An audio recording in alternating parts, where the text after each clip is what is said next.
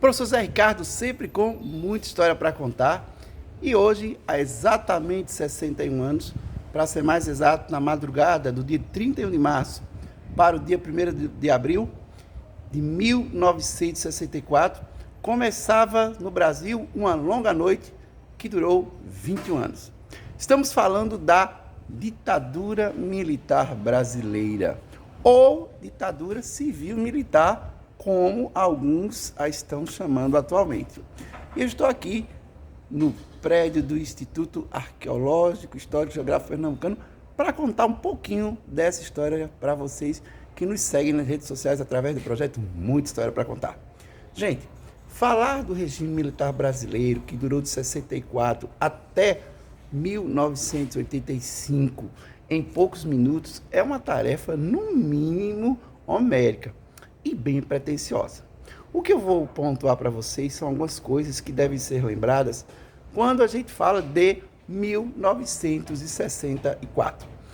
Por exemplo, não há como negar que foi sim um golpe de Estado e não uma revolução, ao contrário do que muitos vêm propagando nas redes sociais e até mesmo em algumas salas de aula.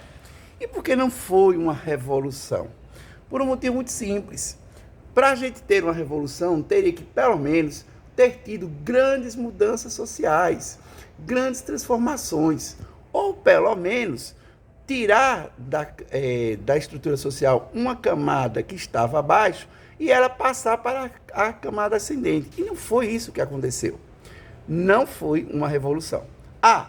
Também não tem essa de dizer, nós livramos o Brasil de uma ditadura comunista, coisa que na época dificilmente, aliás, impossivelmente aconteceria.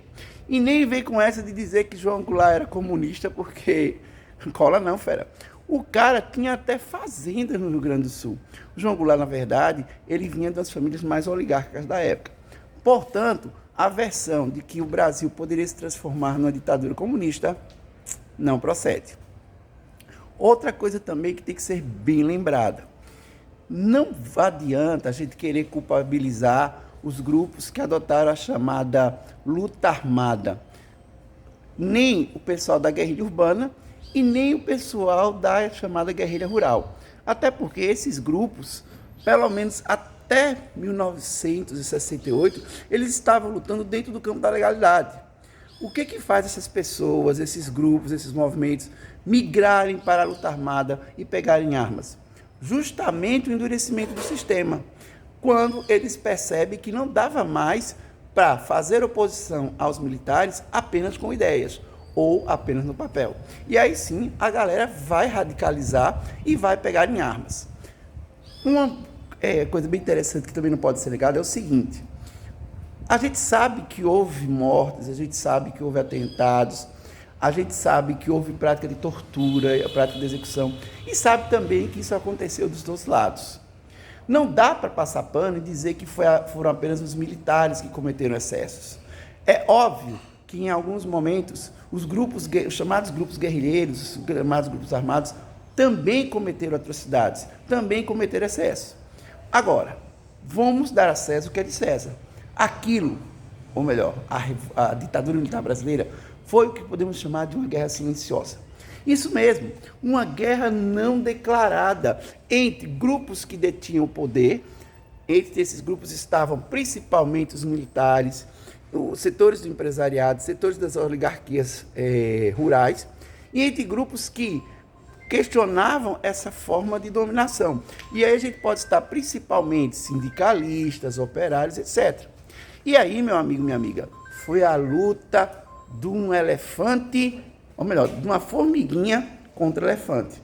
Por que eu estou dizendo isso? Porque a gente sabe que os movimentos de esquerda, os movimentos guerrilheiros, a chamada guerrilha urbana, a chamada guerrilha rural, tinha sim armamentos, tinha sim equipamentos, tinha sim estratégias. Porém, de outro lado, você tinha os militares, que contavam com todo o aparelhamento do Estado brasileiro. Isso aí era muito óbvio. Quem levaria melhor nesse conflito? Você acha que eram os guerrilheiros? Você acha que eram os grupos de esquerda? Você acha que eram os sindicalistas? Você acha que era o movimento estudantil? Claro que não.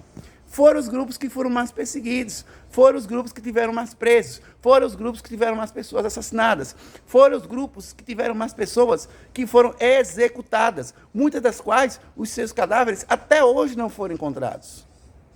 E eu não, repito novamente, não estou aqui para dizer que eles não cometeram excessos, que eles não cometeram erros, que eles não cometeram crimes, que eles não também fizeram coisas que não eram que não foram corretas. Mas, repito, o que esperar de um grupo de jovens, em sua maioria nos seus 20, 25, no máximo 35 anos, que estavam imbuídos de ideais libertários, muito presentes, por exemplo, em movimentos como o Maio de 68. Não dava para esperar muita coisa. Muito idealismo, muita vontade de participar da política brasileira, e muita vontade também de fazer novas escolhas partidárias. Isso tudo dentro de um contexto chamado Guerra Fria, onde de um lado você tinha os Estados Unidos da América defendendo o capitalismo e de outro lado você tinha a União Soviética defendendo o socialismo. E no meio de tudo isso, toda uma histeria anticomunista que estava em todo o mundo, inclusive aqui no Brasil. Aliás, tenta tirar esse anticomunismo para ver se teria acontecido o golpe de 1964. Tenta tirar o medo do Brasil virar uma Cuba, entre aspas, para ver se teria acontecido o golpe de 64. E, finalmente, para concluir, para esse vídeo não ficar tão longo, e já está longo, é preciso entender a ditadura militar brasileira, ou regime civil-militar brasileiro, né, como alguns querem chamar, como um período de trevas na história recente do Brasil.